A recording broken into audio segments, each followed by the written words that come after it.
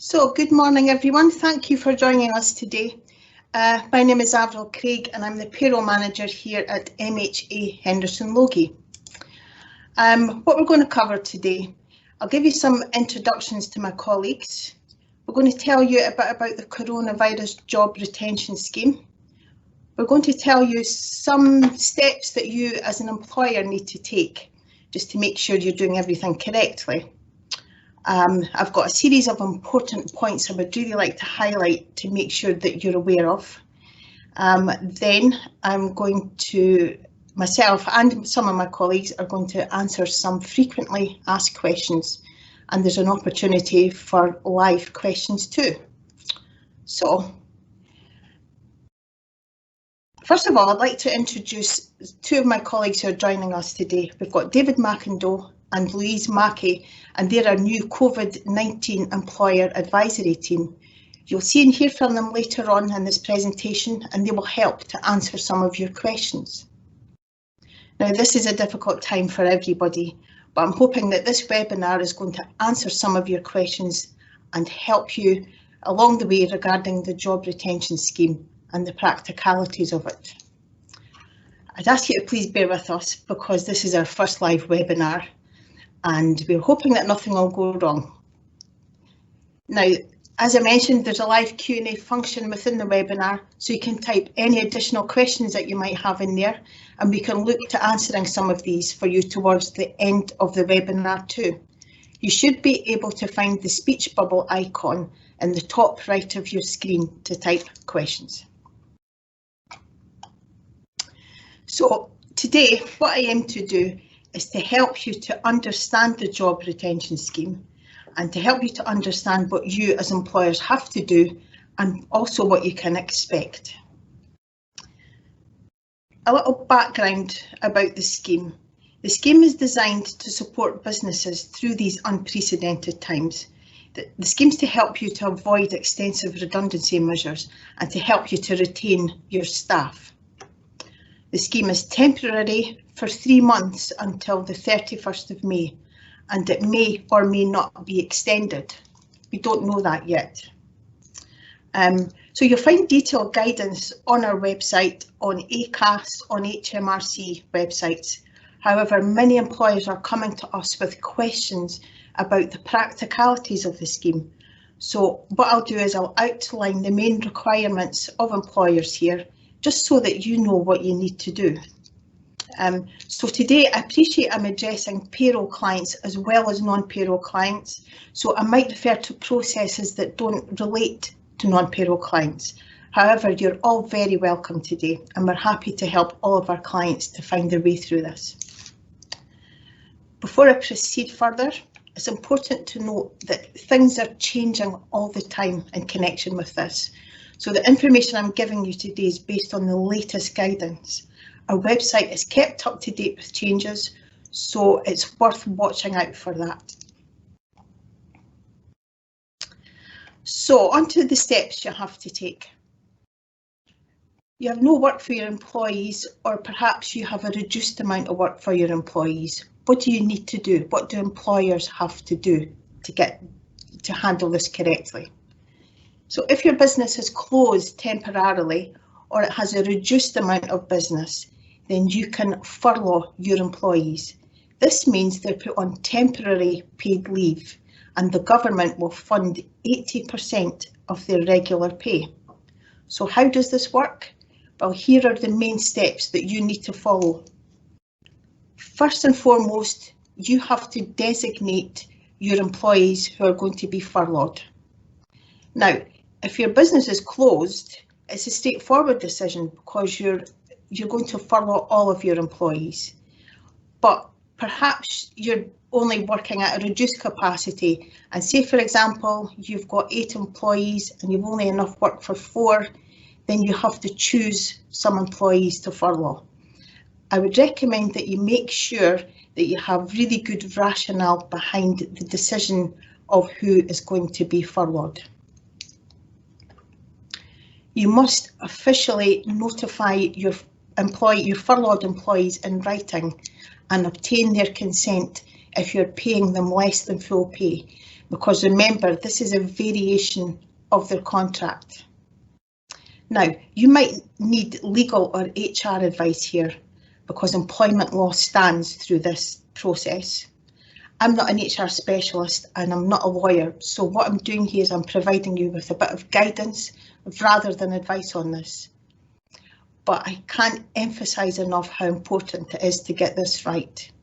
We are going to be running an additional webinar on this topic with more of the HR side of things, but I would also refer you to the ACAS website, which has got excellent information. So you've decided who is to be furloughed, and you've designated your furloughed employees, and you've written to them and you've obtained their consent. The next step in the process is paying your employees. You're wondering how much to pay them. Once you've decided who's to be furloughed, you must make a decision about whether you'll pay your furloughed employees the regular wage, 80% of the wage, which is the amount that's being funded, or you might even choose another amount. Whatever you decide, the funding that you receive will be limited to 80% of the regular wage, up to a maximum of £2,500 per month. So that's equivalent to a salary of £37,500. So remember, higher paid employees will not attract the full 80% funding. For an example, if your employee's regular wage is £2,000 per month, the funding you will receive towards that is £1,600. So then you're making a decision, do I just pay them the £1,600? Or am I going to pay them the £2,000 and I'll meet the cost of the £400 myself? If your employee's regular wage is £3,000, the maximum funding you'll get against that is £2,500. So, just to clear that up, if you decide to pay their full 100% wage, only 80% of this is funded, and the remainder is met, the cost of the remainder is met by you. In addition to the gross pay funding, you will also receive funding for the employer's national insurance on this 80% figure. Plus, you'll receive funding of employers' pension contributions. But please note that all you'll receive in terms of pension contribution funding is the national minimum. So that will be a maximum of 3% of qualifying earnings. So you may not get all of your employer pension contributions back. This depends on your pension scheme and how the contributions are calculated. So that might be something you want to sit and look at. Just to sum up a little bit, the payments you make to your employees are gross pay and they're subject to tax, national insurance and pension contributions, and they must be payrolled. It's business as usual for payroll, so please let payroll know about your furlough decisions in the same way that you would normally provide payroll data. So when you send your payroll data into us, what we need to know is who's furloughed, what date did they become furloughed, how much are you going to pay them, 100%, 80% or some other amount. There's some misconceptions out there that you don't have to bother with payroll, you just pay your employee 80% of their net wage. That's not correct. It goes through payroll in the same way as any normal wages would. Now, I mentioned regular wage. So the guidance on this is a little bit vague, and I would urge you to, when you're deciding what the regular wage is, just to be reasonable and make justifiable decisions. If your employee is a fixed pay employee with fixed hours and a fixed salary, for example, you can claim 80% of their regular wage as at 28th of February. So if they've had a pay increase in March, you can pay that if you want, but you could only claim 80% of what their wage was as at February. If your employee has variable pay, they vary hours from week to week, you can claim 80% of the higher of their same earnings from the same month last year, or the average of the 2019-20 earnings. So you have a little bit of work to do there. You have to look at what, if you're calculating the April pay, you'd have to look at what they earned in April 19, and you'd have to look at their average pay over the last year, and what you can claim is the higher of these two. So, things not to include in regular pay. That would be non-contractual discretionary payments. Things that you can include in regular pay are the payments that the employee would expect to receive regularly each month. It can include overtime, it can include commission. It depends on how your employee is paid on a regular monthly basis or a regular weekly basis. Again, the decisions have to be regular. The payments have to be regular and your decisions have to be justifiable. So you've designated your furloughed employees and you've paid them, and now you want your funding. So applying for funding. The thing is, we don't know all the facts about this yet. HMRC will soon have a portal in place which you can use to reclaim the furlough grant. It's expected that this will be in place by the end of April, and latest guidance suggests the 20th of April. I actually expect this will be a rather busy portal, and I'm sure there are going to be teething problems. What we understand from the latest guidance is that the employer needs to have an online PAYE account to claim their grant. So if you don't have one, I would suggest you get one set up now. The only problem I foresee with this is the activation code for your online PAYE account comes through the post. So are you able to pick up your mail? That could be an issue.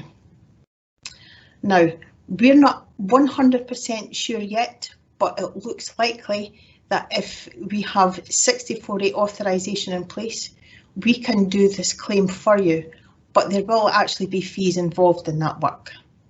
So it might be worth taking the time now to think about how you want to handle this claim. If you're doing your own claim, we will be able to provide our payroll clients with reports to assist with the claim. I would recommend that you watch out for further reclaim guidance being published because it's being updated all the time. So designate your employees, pay your employees, reclaim your grant. That's the three main steps that you'll have to take. I've got a few important points that I'd like to highlight to you. I really don't want you to miss these because they are really important to know. First thing is, it's compulsory to write to your employees, and it's compulsory to obtain their consent should you be reducing their wage. You should keep a good audit trail of all meetings, discussions and letters and keep these for 5 years. You must have a live PAYE scheme in place on or before the 28th of February, and you must have a UK bank account in order to reclaim your grant. You can claim for staff that were on your payroll before the 28th of February. So, for example, if you had a staff member that started with you on the 25th of February and they didn't go on the payroll till March, you can still claim from them because their start date of 25th of February will show on the RTI submission. If you've got any staff that joined you after the 28th of February, you can furlough them, but you won't receive any funding. That would come out of your own pocket. If you've made any of your employees redundant after the 28th of February, you can re-employ and furlough them. Now, there's a thing called rotational furloughing. This would be useful for people who have some work and too many employees to do all the work. They might want to take people off and on furlough. You can do that. You can have one batch of workers on furlough and then bring them back to work and put another batch of workers on a furlough. But this is a really important point to notice. Furlough must be in 3-week blocks to obtain funding. So don't put people off and on furlough for 2-week periods because that'll cause problems with you obtaining the grant for them. If you've got an employee who's on statutory sick pay, once the sick period ends, they can go straight on to furlough. If you've got some employees who are shielding at home and they can't work from home, they can be furloughed. Remember, if you've got employees who are furloughed, they can do no work for you whilst on furlough, but it's okay for them to work someplace else.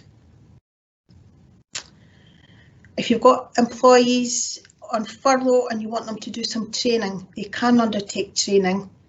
The furlough payment must be at least equal to national minimum wage.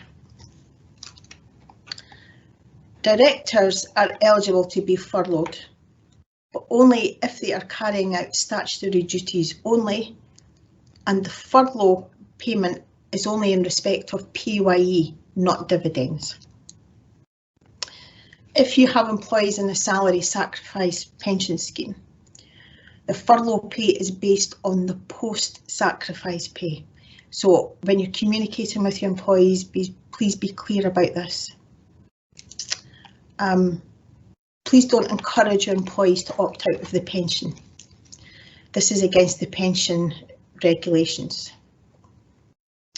Finally, something really important to remember, all these claims at some point in the future will be audited, so please have good records of all your communications, all your claims and your decisions and how you've justified them.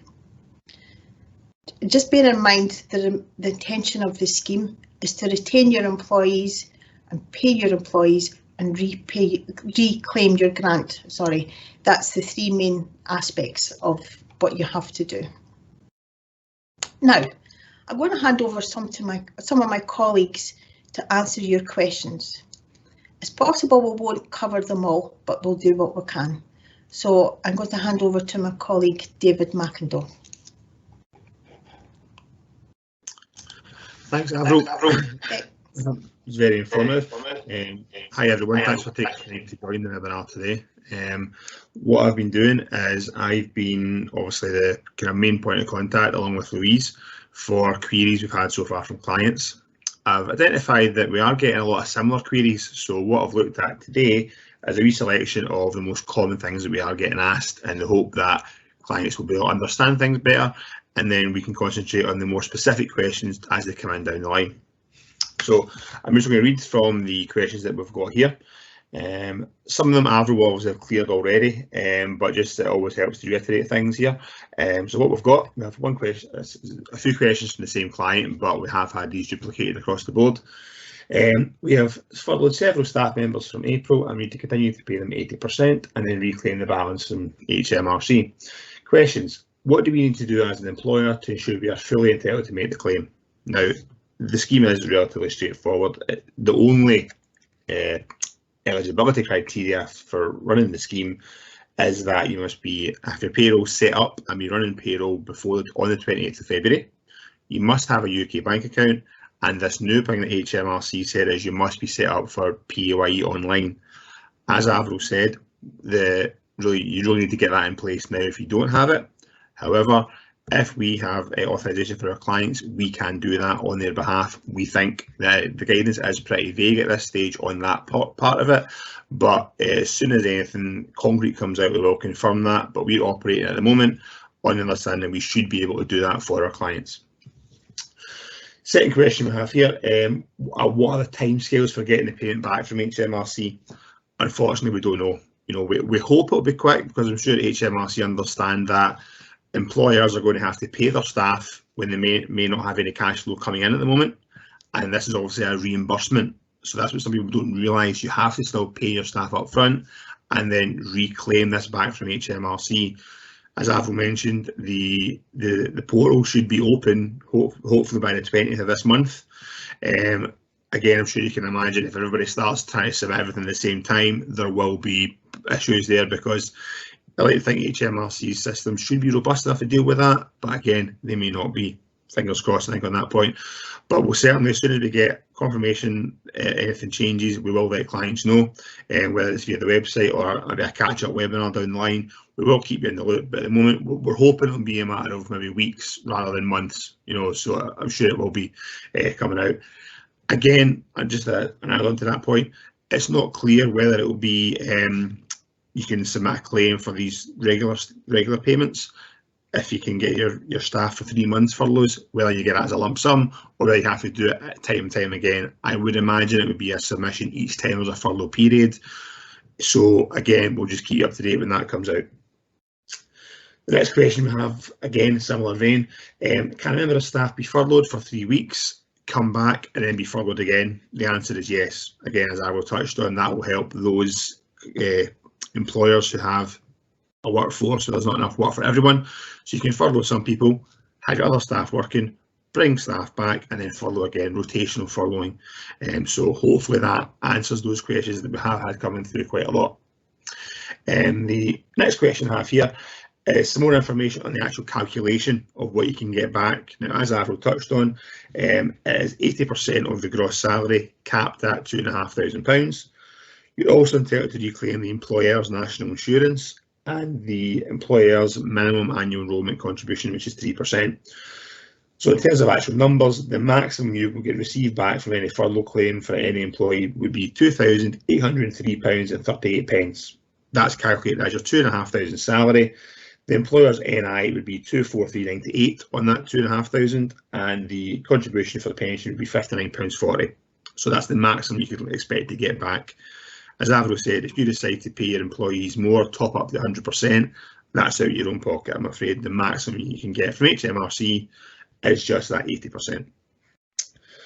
And the other question I'm going to look at here, which I've had coming through, is there any set criteria for how many hours employees can do with a second employer?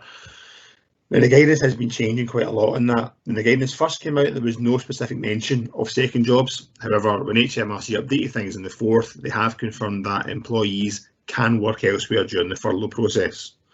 However, that could be up for negotiation between the employer and the employee, depending on the terms of the employment contract. So again, reiterate here, you may want to seek HR or legal guidance at this point in time when you start to negotiate with your employees whether they can or cannot work elsewhere. Each furlough is based on the actual employment. So if you have people who maybe have 2 or 3 jobs just now, they can be furloughed from each job. They can be furloughed from one and still work another 2. There's no restrictions there by this scheme. However, there is, I would say, some negotiation between the employee and the employer at this stage on what they can agree. Again, you have to be careful there's no breach of contract at any point by the employer. You don't want to get yourself in bother. So again, the guidance from us is, seek external advice where possible. So that was short and hopefully sweet. I'm going to pass you over now to my colleague Louise. Thank you. Thanks, David. So I'm going to do exactly the same. I've got some of the most frequently asked questions that I'm going to go over, and one of those is, what help is there for company directors? Now, firstly, I want to mention that non-executive directors are not eligible for this, as they are not an employee of the company. However, directors can be furloughed. So under the furlough rules, no work is to be carried out for a minimum period of 3 weeks, which is not something a director can normally do. Therefore, we need to make a distinction between the 2 roles a director normally carries out. So their first role as a director is where they have to ensure they comply with all Companies House and HMRC's filings and carry out the director's duties as set out in the Companies Act. So this includes promoting the success of the business, upholding the company's constitution and exercising reasonable care, skill and diligence on behalf of the company. Now, their second role is as an employee, which covers all the duties you would expect any other employee to carry out. So the guidance is being updated to outline that only the duties being carried out under the employee role can be furloughed. Therefore, if the company wanted to furlough the director, they can, and then any duties normally carried out under the employee role would need to temporarily stop. The director will, however, be able to continue to carrying out their statutory duties for the company, provided they do no more than what would reasonably be judged necessary for that purpose. as these duties cannot be put on hold for an indefinite period of time. So what the director needs to do is they need to ensure that they do not do any work to generate commercial revenue or provide services to or on behalf of their company. Now, I appreciate it will be really hard to determine a split in the role that the director carries out. However, this needs to be considered by each director. It's also worth mentioning, and I know Avril's touched on it before, that many directors are also shareholders, and they often tend to receive a relatively small salary and the rest taken of the remuneration package via dividends. The scheme only applies to the salary payments that they receive, as these payments are going through PAYE. Therefore, dividends at the moment are not being taken into account when working out the maximum that they can claim back for these furloughed directors. So hopefully that helps a little bit. One of the other main ones that have come up are what degree of training can furloughed employees carry out. Now, these employees can engage in training as long as in undertaking the training they do not provide services to or generate revenue on behalf of the business. Now, if the workers are required to complete online training courses whilst they are furloughed, they must be paid at least the national living wage or the national minimum wage for the time spent training. So this needs to be looked at and recorded separately. So in most cases, the furlough payment that they will get will cover the value of that salary. However, if these training hours exceed that limit, the employer will be responsible for paying the top up on the salary that they are entitled to. They will not get this back through the scheme. Now, one other common question is, and again, Avril's kind of touched on it so far, is should furloughed salaries payments be based on base salary or reference salary? Now, the government has confirmed that you can claim for any regular payments you're obliged to pay your employees. Now, this includes wages, past overtime, fees that are compulsory commission payments. However, discretionary payments, so any discretionary bonus, tips and commission payments, together with non-cash payments, should be excluded from what you're looking at to pay in their salary. The reference salary, is also important to note, should not include any non-monetary benefits. So these can include anything that will be classed as taxable benefits in kinds and salary sacrifice schemes. Now, it is possible to enter into a formal variation on the employment contract in order to temporarily reduce an employee's base salary entitlement, which may help in these cases, but this has to be done with the agreement of the employee and ensure you must meet the company law requirements as well. So again, the HR webinar later on might be useful for this. Okay, so I think Avril, you were going to pick up on some more of the questions, so I will pass back to you. Thank you.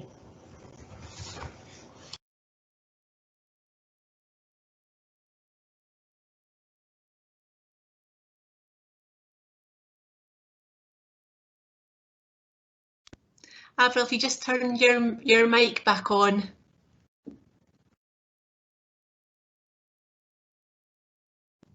Right, that's better. I'll start there again. We go. Thank you, sorry about that. I told you it wouldn't all go smoothly. So I've got a few questions here that I'd like to run through.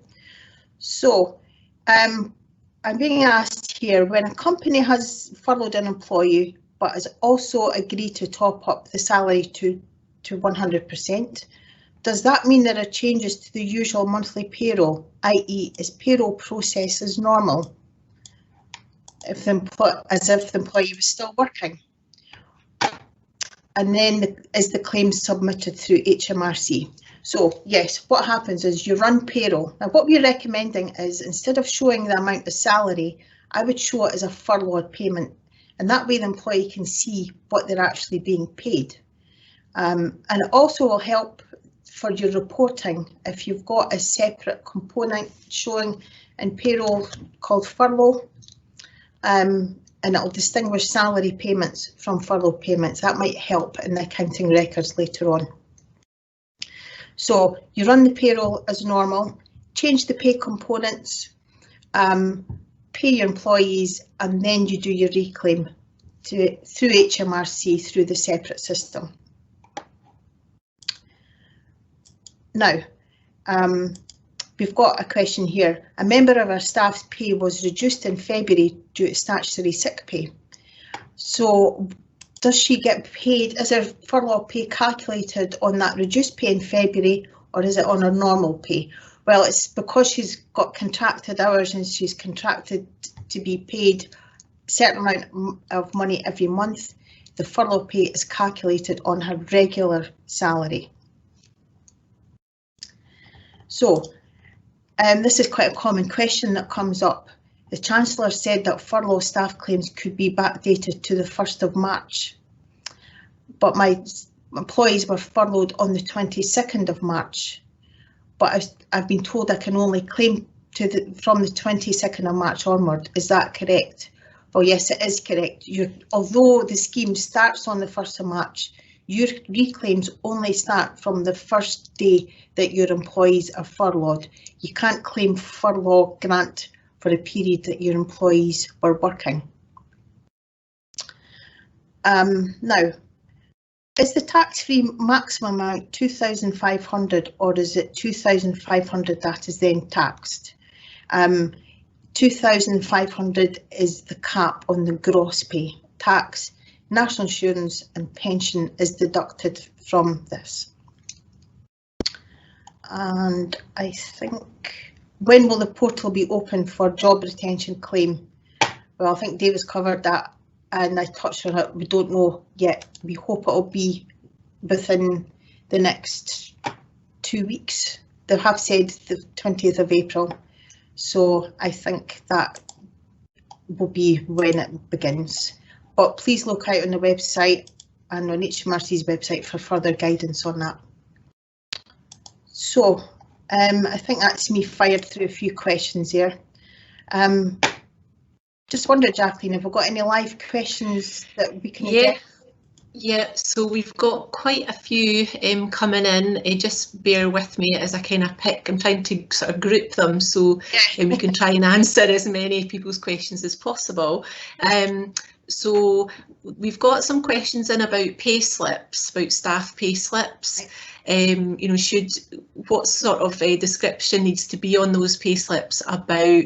Is it the details of the job retention scheme payment, or is it the basic pay or salary? So, you know, what kind of level of detail do you need to go into on your pay slips?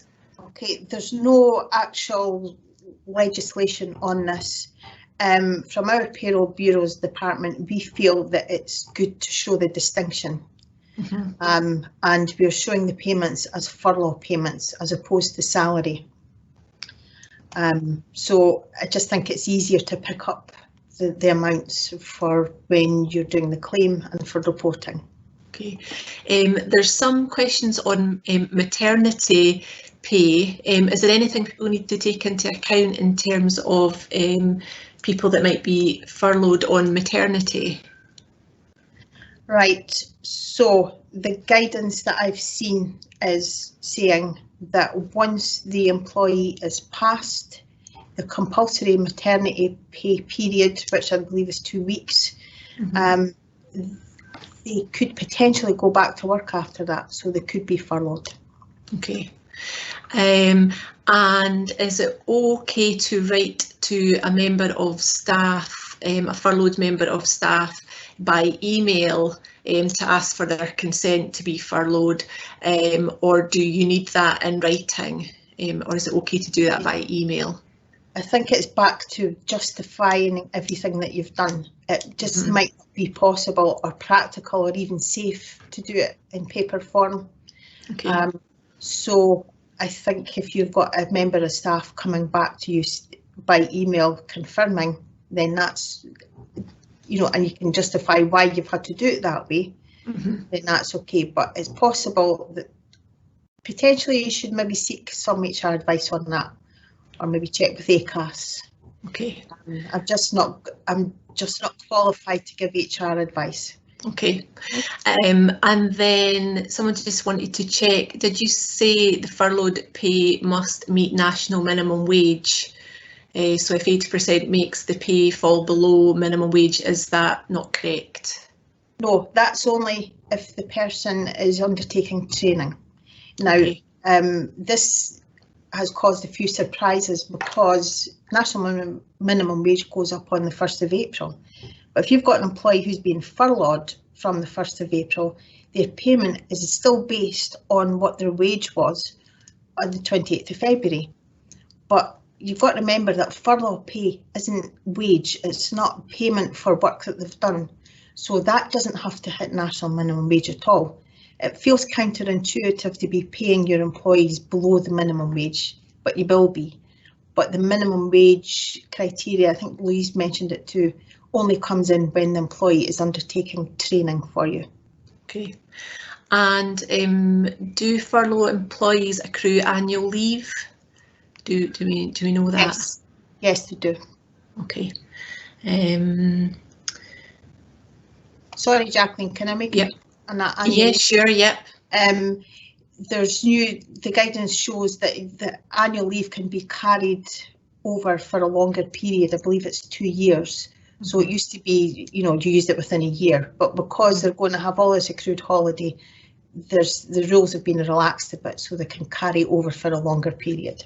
Okay, so there's a few questions just people are a little bit confused about the furlough period just now. So it's the one question is, it's unlikely that anyone furloughed staff in March, as it really only became public after lockdown on 23rd of March. We therefore furloughed staff from 1st of April.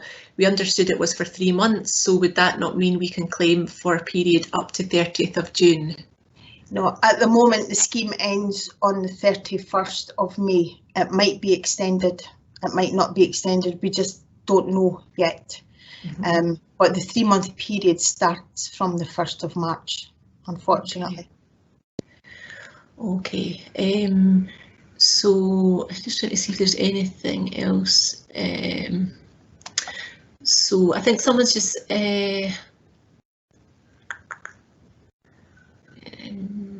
check, see if there's any more coming in here. So yeah, so I guess, do we know if someone has been furloughed already, then they come back to work, can you re-furlough? Do we know if that's possible? Yes, as long as you've got good justifiable reasons for doing that. If you've just not got enough work, that's absolutely okay to do that. Please just remember the 3-week block that I mentioned. You'll need to furlough your employees in blocks of 3 weeks in order to get the funding back. Right, okay. And I guess a little bit of a follow-on to that one, when you are going through the process and keeping your trail, your audit trail, as you said, do you need to state what the furlough period is, or can you put until further notice? I'm not sure. I'm just wondering if some of my colleagues might have the answer to that. If not, we could pick that one back and we could... And we'll come back to that. Yeah, we can come back to that one. I think we know the answer, but I don't want to commit to giving you an answer that might be wrong. No, that's fine, no problem. So let's see if you just take maybe one or... Yes, I think we've covered some of these ones already. So this one here, can you confirm that the salary is after salary sacrifice deduction? Yes. So what so let's say someone's salary is £20,000 a year and they're sacrificing £2,000 to go into pension. That leaves you with £18,000 post-sacrifice salary. That's the amount that the 80% funding applies to. Right, okay. And so there's quite a lot more questions coming in. I'm just trying to, you see, so this is a question about overtime. Just to clarify, I have weekly paid staff who have a basic 37.5-hour week but regularly carry out variable overtime. Do I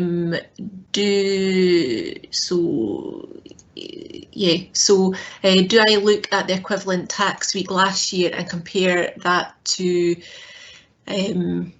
to this year or of their P60 gross pay to see what's beneficial, most appropriate. So it's quite a long question there, but I guess people are sort of concerned about how they calculate the pay that they are going to be giving staff. Obviously, I think there's been queries that we've had around commission and things like that, people who normally receive commission and people who do overtime. So is that something you could cover, Avril? Yeah, I can touch on that, and what I would recommend as you're deciding that is to just read the HMRC guidance on it and make sure you're following that.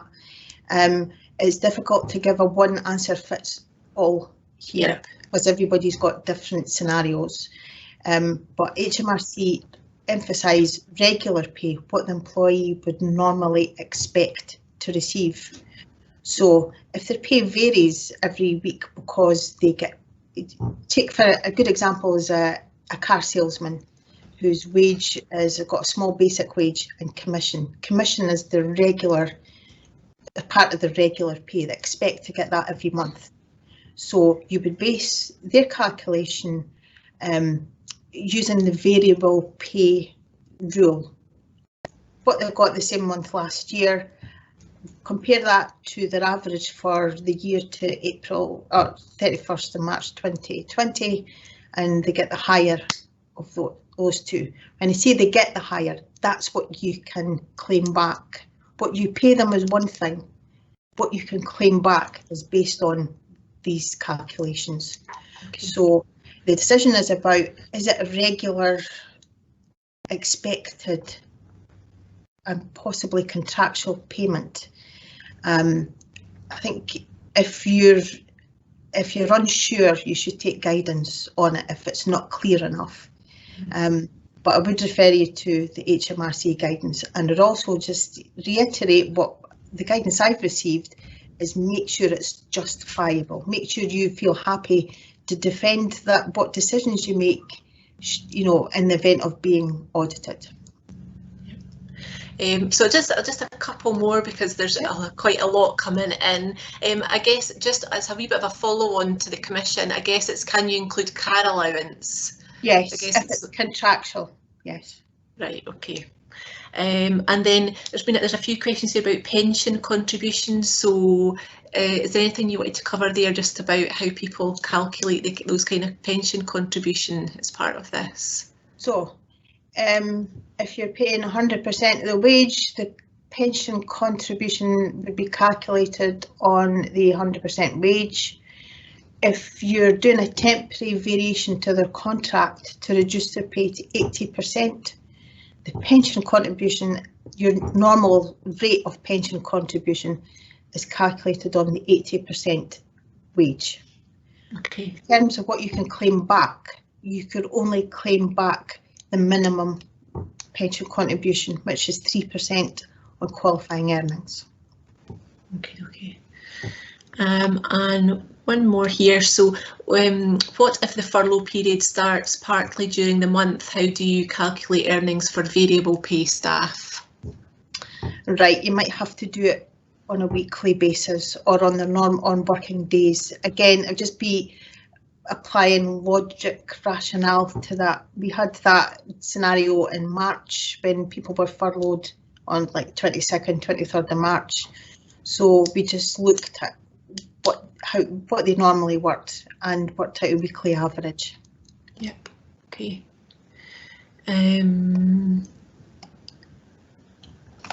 Okay. Yeah, there's quite a few more in. But we can. Do you just want to cover how we're going to sort of tackle the questions after this, and see how we can sort of communicate with people afterwards, and we'll wrap it up. Yeah, well, okay, so I hope you will find this webinar really useful, and I like to think we've answered a lot of your questions. If you look at your question, we'll be able to follow up on this, because what we're going to do is we're going to send you a recording of the webinar, and we're going to send a frequently asked questions document along with that. So that's going to give you the opportunity to watch the webinar and read through the questions again, and you might find that the things that are on your mind you'll be able to pick up from there. But if not, you're welcome to get in touch with us and we'll see if we can help you on an individual basis. Also remember, ACAS is a really good website to watch.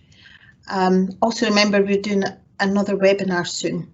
So if you look out for that, then I think you'll be able to find that with all these different resources, you should be able to come up with the answer to your question. But as I say, if you need help on an individual basis, get in touch and we'll see what we can do. So does that cover everything for now, Jacqueline? Okay. Okay. Yeah, that's all good. Thanks, Avril. Great. So I think we'll just end everything there then. I want to thank you all for joining us. I hope you all stay safe and enjoy the rest of your day. Thank you very much for your time today.